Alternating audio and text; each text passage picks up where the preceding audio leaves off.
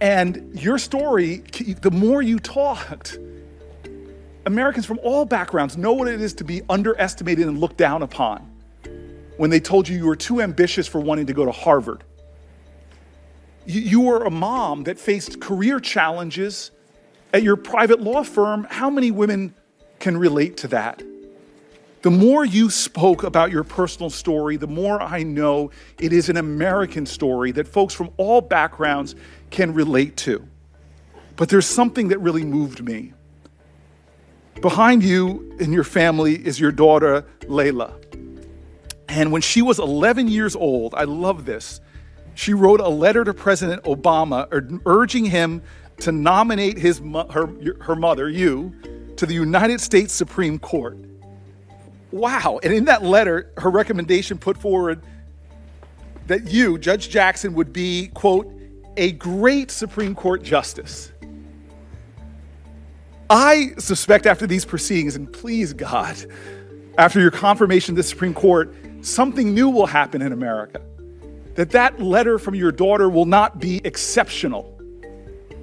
Generations of little young girls and generations of little young boys, no matter who their parents are, will have the audacity to write the President of the United States, whether they're daughters of white parents or black parents or biracial parents or Muslim and Jewish parents, Sikh or Hindu parents. We're going to see a new generation of children talking about their mamas and daring to write to the President of the United States of America that my mom should be on the Supreme Court.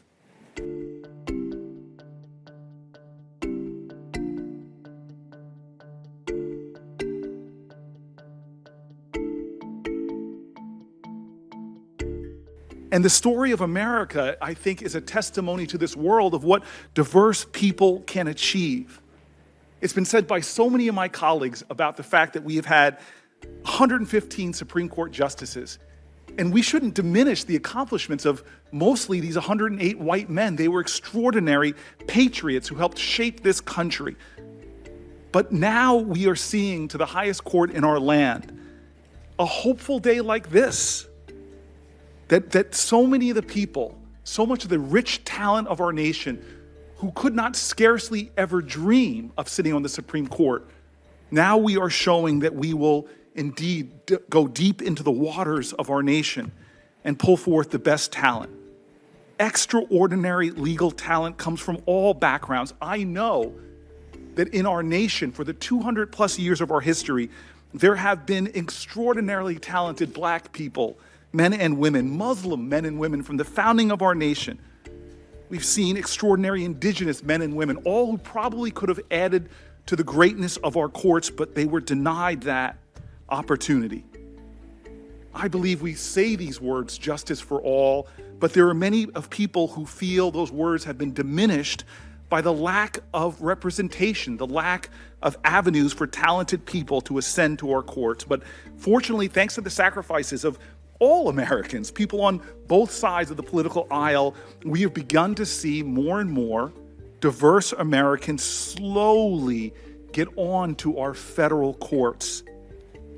Today, we should rejoice because President Biden nominated someone that we've heard to be the 116th Associate Judge of the Supreme Court, who is extraordinarily talented and who also happens to be a black woman, something we've never seen before.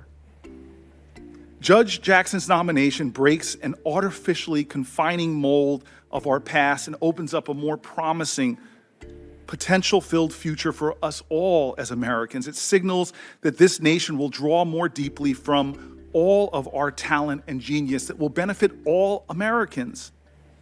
This is the America that most of our families speak of from all our diverse backgrounds, an America where anybody can achieve anything, not because of the color of their skin, but because of the content of their character. And God, I can't wait for America to find out more about your character.